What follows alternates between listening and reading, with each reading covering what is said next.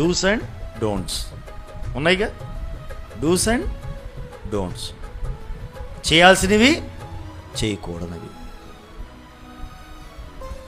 అదే కదా వాక్యం మనకు చెబుతుంది.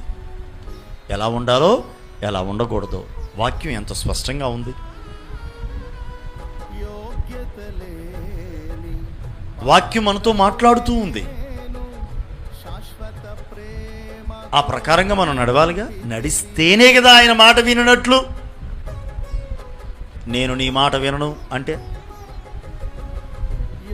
మనం ఆయన మేపడి గొర్రెలము కాలేముగా. వినాలి, ఆయన మాట వినాలి అంటే వాక్యం వినాలి, సేవకుడి మాట వినాలి, దైవజనుని మాటను వినాలి, చెప్పింది చేయాలి. అప్పుడు మాట వినినట్లు. దైవజనుడి నోట దేవుడు తన మాటలు ఉంచుతాడు.